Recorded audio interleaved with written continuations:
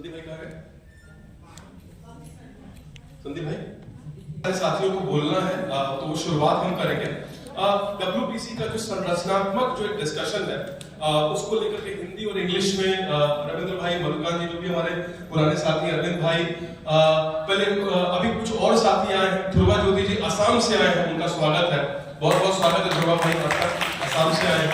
और भी साथी अभी आए हैं जो दूर राज्यों से उनकी ट्रेन अभी पहुंची है, और भी साथी अभी आए हैं क्या? और भी कुछ साथी दिख रहे थे मुझे, लेकिन कहाँ? सनियारो जी आई हैं, झारखंड से आई, उनका भी बहुत बहुत स्वागत है, उनका भी स्वागत कीजिए।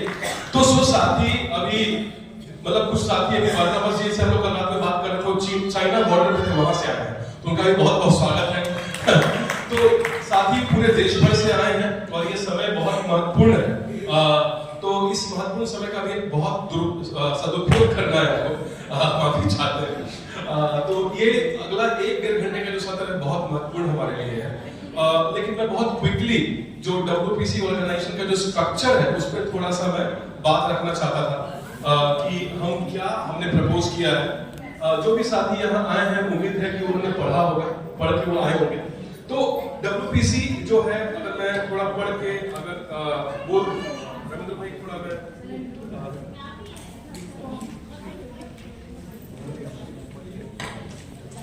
WPC में जो भी लोग शामिल हैं उसके लिए जो पहले के कुछ अनुभव रहे होंगे, इसके बारे में मैंने सुबह थोड़ी बात की कि WPC एक कोएलिशन है, WPC एक नेटवर्क है, WPC कोई ट्रेड यूनियन नहीं है, वो फेडरेशन नहीं, ये एक खुला मंच है ऐसे सारे संगठनों का, ऐसे सारे यूनियंस का, फेडरेशन का, जो एक मजदूरों के मुद्दों पे कॉमन डिमांड के आना चाहते हैं।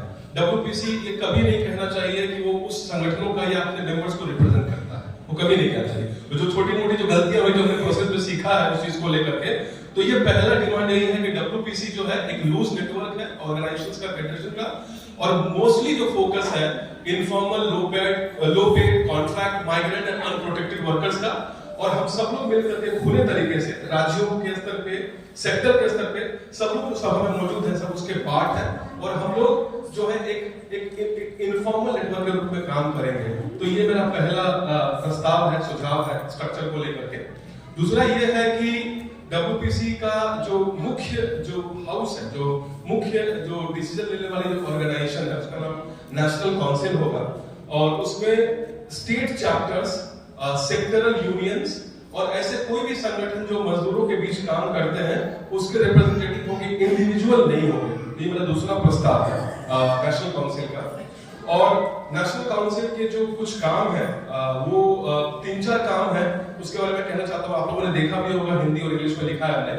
एक तो है कि जो WPC के जो डॉक्यूमेंट्स हैं, जो चार्टर है, उसका क्रियान्वयन करेंगे, उसका इज्जत करेंगे। कुछ कॉमन सिद्धांतों पे जो है हम जो नीतिगत काम है, नीतिगत निर्णय है, उनको फॉर्मुलेट करेंगे। इंफॉर्मेशन शेयर करेंगे, और कोई भी संगठन के साथ में जो हमारे साथ जुड़े हैं, उनकी जो भी क्राइसिस है, जो भी उनकी कठिनाइयां हैं, उनके साथ हम मिलकर काम करेंगे, उनको हम सॉलिडारिटी का काम को आगे बढ़ाएंगे। जैसे अभी रविंद्र भाई ने कहा, अरविंद जी ने कहा, संयुक्त मजदूर मोर्चा या वेज, जो 2 महत्वपूर्ण अभियान हमने आज लोकतांत्रिक तरीके से हमने अडॉप्ट किया है, उन अभियानों पे जो भी हमारी समझ है, जो भी पक्ष है, उसको हम लेकर के आगे बढ़ेंगे, उस पर काम करेंगे। इतना बड़ा हाउस है, करीब 20-21 राज्यों के लोग आज आए हैं, 150 से ऊपर लोग हैं, तो इस पूरे काम को करने के लिए एक कोऑर्डिनेशन कमेटी होगी जो नेशनल काउंसिल बनाएगी। मेरे पास कुछ नाम है, उसके बारे में मैं आखिरी में घोषणा करूंगा रेजोल्यूशन के बाद में। और कोई भी साथी जो आना चाहते हैं, ऐसा कोई बहुत टाइट प्रक्रिया नहीं, कोई भी साथी इसमें आके काम करना चाहते हैं, उनका स्वागत है तो कोऑर्डिनेशन कमेटी में। और WPC के चार्टर में अगर कोई भी बदलाव करना है, कुछ भी करना है, तो आप नेशनल काउंसिल से आपको परमिशन लेनी पड़ेगी, उसकी मीटिंग बुलानी पड़ेगी। नेशनल काउंसिल की मीटिंग कम से कम साल में 1 बार होनी चाहिए, हम जैसे भी करें। और नेशनल काउंसिल के अंदर में कम से कम, आज कोशिश ये है, मंच में भी कोशिश की गई, सिर्फ खाना पूर्ति के लिए नहीं, लेकिन नेशनल काउंसिल में कम से कम 40% महिलाएं, 10% लोग LGBT कम्युनिटी और जेंडर माइनॉरिटी से होने चाहिए। तो ये तीसरा प्रस्ताव हमारा है। तो बोलने के लिए नहीं, हम महिलाओं को, जेंडर माइनॉरिटी के लोगों को शामिल करें, लीडरशिप में शामिल करें, ये हमारा प्रयास होना चाहिए। नेशनल कोऑर्डिनेशन कमेटी जो है वो नेशनल काउंसिल से निकल के आएगी, और इसमें वो जो भी नेशनल काउंसिल डिसीजन लेता है उसको इंप्लीमेंट करने का काम करेगी कोऑर्डिनेशन कमेटी।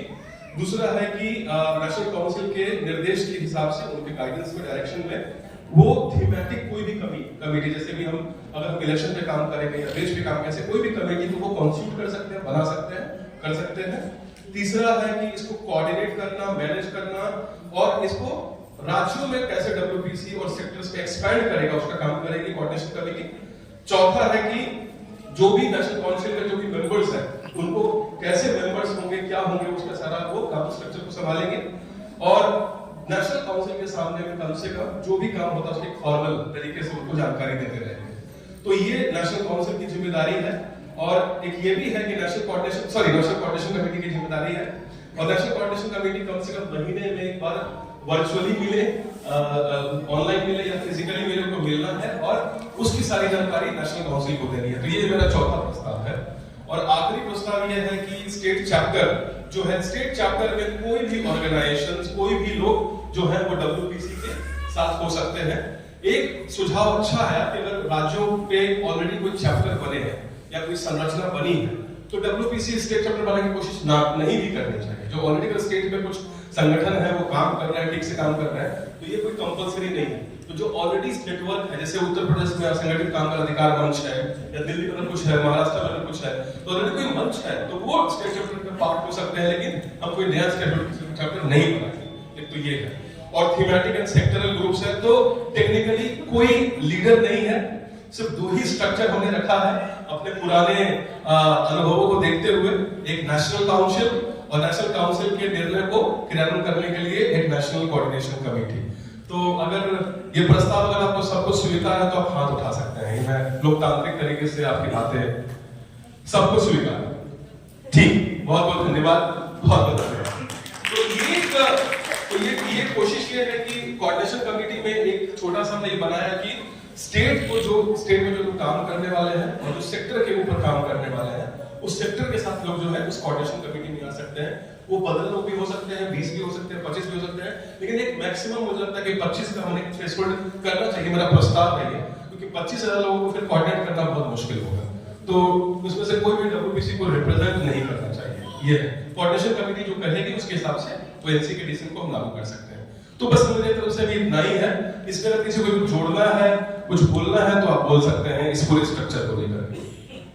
कोई साथी कुछ बोलना चाहते हैं अगर स्ट्रक्चर के सवाल को लेकर?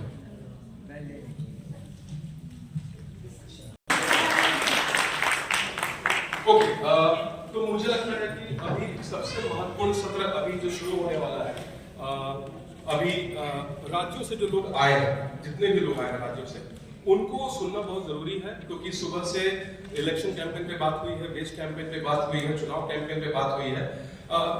मैं राज्यों से जो लोग आए वो मैं चाहता हूं कि वो आना शुरू करें। और पहले मैं शुरुआत करता हूं